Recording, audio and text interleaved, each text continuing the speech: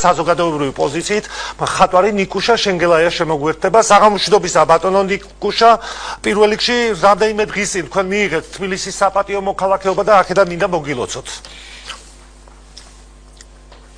ძალიან დიდი მადლობა ვახო მოლოცისთვის, მოგესალმებით. ბოლო შედგა ჩვენი შეხვედრა სამწუხაროდ. არა უშავს. ჯობს გვიან ვიდრე არასდროს.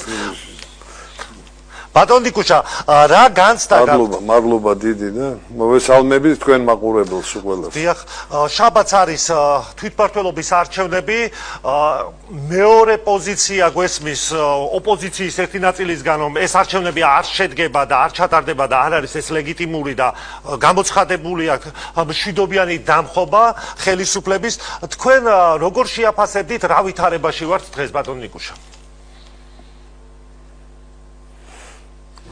რა ვიცი ვახო საერთოდ გლობალურ ორომტრიალში ვარ და იმედით ვარ რომ ჩვენ დავძრებით აქედან და ჩვენი გონიერებით და მოთმინებით და ჩვენი ქვეყნის სიყვარულით გამოვალთ მშვიდობით ამ მდგომარეობიდან. მოლოდინი ყველაფრის არის, მაგრამ მე არა მგონია, იმიტომ რომ იცით რა, მე მათი გეგმები არ მაინტერესებს, იმიტომ რომ მე ვიცი ჩემ ხალხს რა უნდა, ჩემ ხალხს უნდა ქვეყანაში მშვიდობა, საკუთარი ოჯახების კეთილდღეობა და ქვეყნის განვითარება. რასაც უყურებ დღევანდელი ხელისუფლება ამის დაცვაშია და მცდელობაში რომ ქვეყანას აარიდოს ის გამოწვევები, რაც ჩვენ ვნახეთ ჩვენ სამეზობლოში, ხო, რაც ხდება უკრაინაში, რაც ხდება კავკასიაში და საერთოდ სოფლიოში, არა მარტო ამ რეგიონში რა. ჩვენ ახლა ვიმყოფებით რაღაცა ტექტონიკური ძვრების პერიოდში, პოლიტიკურს გულისხმობ, რა თქმა უნდა. ამდენი არეულობა, გადანაწილება, ყალიბდება სხვადასხვა პოლიუსები დიდი ქვეყნის და ყოველთვის ამ პერიოდში დიდ ქვეყნებს, პატარა ქვეყნების გამოყენება უნდა საკუთარი ინტერესების გამო. ეს ხელის გულზედებს, ყველა ვხედავ ჩვენ ამას საუბრობს მთელი მსოფლიო და ზუსტად ეს თელობაა, რომ როგორმე ამ სიტუაციაში ჩვენი ქვეყანა არ შევწიროთ სხვა დიდი ქვეყნების ინტერესს. ეს ძალიან კარგა ესმის ქართული ხალხის უდიდეს ნაწილს. და გზნობენ, იმიტომ რომ ჩვენ ვართ დიდი ისტორიის ქვეყანა, ბევრი ვარამი, ბევრი ომი გადავიტანეთ და რაღაც აი ინსტინქტით ჩამოუყალიბდა ჩვენ ხალხს გადარჩენის, იცით? და ამიტომ მე იმედიანად ვარ, რომ არაფერი დიდი არ მოხდება ამ მუქარებით და მშვიდობიანი გადატრიალებით. მათი ორგანიზატორები, დაფინანსებულები შეახრამუნებენ ამ ფულებს და ხალხს მეატოვებენ ქუჩაში, ისევ როგორც ყოველთვის და აი ეგ იქნება ყველას აქ ამ ქვეყანაში მანიფესტაციის და სიტყვის თავისუფლება დაცულია, მაგრამ ყველაფერი არის კანონის ფარგლებში. კონსტიტუციურ დარღვევისთვის და გადატრიალების მოწოდებით და ძალადობის მოწოდებას ხელისუფლება ნამდვილად არ დაუშვებს. და მე მინდა კიდევ თქვა, რომ ეს არ არის არჩევნები ცენტრალური ხელისუფლების. ცენტრალური ხელისუფლება აქ არჩეულია უკვე, პარლამენტი არჩეულია, მთავრობა არჩეულია პარლამენტის მიმართ, პრეზიდენტი არჩეულია. ეს არის მუნიციპალური თვითმმართველობის არჩევნები. ისე რომ ნუ ატყუებენ ხალხს, რომ ამ არჩევნებით შეუძლიათ ხელისუფლების ცვლილება. ეს არის კონსტიტუციური დარღვევა. ბატონო, დიახ, ბატონ ნიკუშა. იმედიანად ვართ, იცით რა არის? დიახ. დიახ. ბატონ ნიკუშა, როცა საუბრობდით აიწეგან თქვენ, რომ ამ ფულს შეჭამენო და ხალხს ისე დატოვებენო. ანუ თქვენ ფიქრობთ, რომ ეს ყველაფერი ფულის გამო უკეთდება, ეს მოწოდებები, რუსთაველზე ხალხის მიყვანა, შემდეგ ხელისუფლების გადმობარება, რომელზეც პაატა ბურჭულაძე საუბრობს.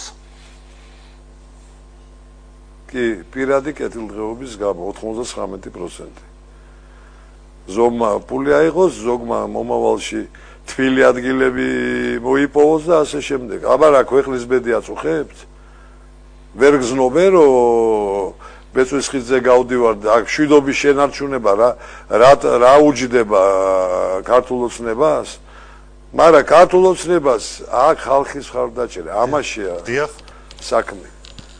იცით რა, მე რამოდენიმე ეთერში ვთქვი, რომ იმ მავანი თუ მავანი არის ქვეყანათა ძლიერ და მაგათი პრობლემა ქართული ოცნება კი არ არის.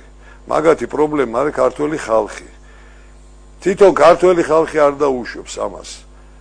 ღმერთმა დაიფაროს, ეს ერთი მყარა დგას ქართული ოცნება, მაგრამ ფეხი რო დაუსდეს, იმდენ ხალხს მიიღებენ ქუჩაში, რომ მერე ითვალონ რა. ეს ხალხი მოტივაციით და სპონტანურად გამოვა.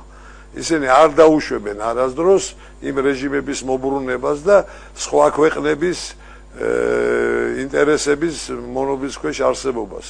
ჩემმა თაობამ და ჩემზე უფროსმა თაობამ ძალიან ბევრი იბრძოლეს იმისთვის, რომ დამოუკიდებლობა და სუვერენიტეტი მოეპოვებინათ ქვეყნისთვის.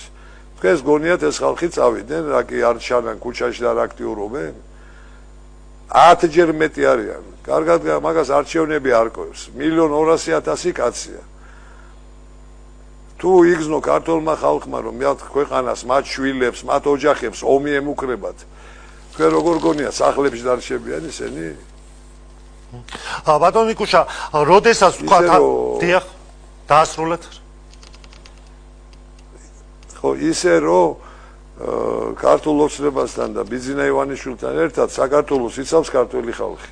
ბატონო ნიკუშა, რახან საუბარი იყო იმაზე, ვინც იღებს ყოველ შემთხვევაში ოპოზიციიდან მონაწილეობას, ლელო ყოველ შემთხვევაში ასეთ განცხადებას აკეთებდა, რომ არჩევნებში მონაწილეობა იმისთვის ღირს, რომ თბილისი გამოსტაცონ ხელისუფლებას, ვინ და თქვენი ოჯახი მთელი ყველანი ხართ აბსოლუტურად თბილისელები და თქვენგან მაინტერესებს, რამდენად უშვებთ ახლა, რომ თბილისი თქვათ ხელისუფლებამ წააგოს, ან მეორე ტური დაინიშნოს. ახლა ოპოზიციის წარმომადგენელი საუბრობდა, რომ მეორე ტურის ალბათობა დიდიაო. თქვენ როგორ უყურებთ, ბატონო ნიკუშა, რამდენად არის კალაძე პირველივე ტურში გასული, როგორ ფიქრობთ? ნუ, ვახო, ხოჭ როგორ ნათქვამია, პროგნოზები არ არის კეთილშობილი საქმე, ეს უნდა გადაწყვიტოს ამომრჩეველმა. მაგრამ ჩემს გარშემო უამრავ ადამიანთან ვისთან ურთიერთობა მაქვს. იცი რა, ვისაც თვალები აქვს და ყურები აქვს, კარგად ხედავენ თბილისში რა გაკეთდა 4 წლის განმავლობაში. როგორი კმედითი გუნდი იყო კალაძის გუნდი. რამდენი რეკრეაციული პროექტები თუ გზების მოწესრიგება თუ სოციალური პროექტები თუ რაღაცა. ეს ამ ხალხს ზურგის უკან აქვს და რო უყურებთ საარჩევნო კომპანიებს, ხალხს ელაპარაკებიან მათ პრობლემებზე. ოპოზიცია ელაპარაკება დასავლეთს, დადიან და ელაპარაკებია სხვა ქვეყნის მოქალაქეებს და ქართული ოცნება, კახი კალაძე და ეს გუნდი ელაპარაკება საკუთარ ხალხს. თუ რა უჭირთ, რა უნდა გააკეთონ, გაკეთებული საქმეების გარდა მომავალში რა უნდა დაეხმარონ ხალხს და ლოგიკურად არჩევნები ისეთი რამეა, რომ ხალხს არჩევანი თავის საკუთარი პირადი ქვეყნის და ინტერესების გამო თუ საზღვარგარეთ მოსიარულე ხალხის ინტერესების გამო, მე მგონია, რომ უნდა ხმამისცენ თავის თავს ამ შემთხვევაში. გასაგებია. ისე რომ არა მგონია მე, რომ რამე პრობლემები შეიქმნას თბილისში. მადლობა ბატონო ნიკუშა, იმისთვის რომ ჩაგვერთევეთ და მიიღეთ გადაცემაში მონაწილეობა. ნიკუშა შენგელაიას უსმენთ თქვენ.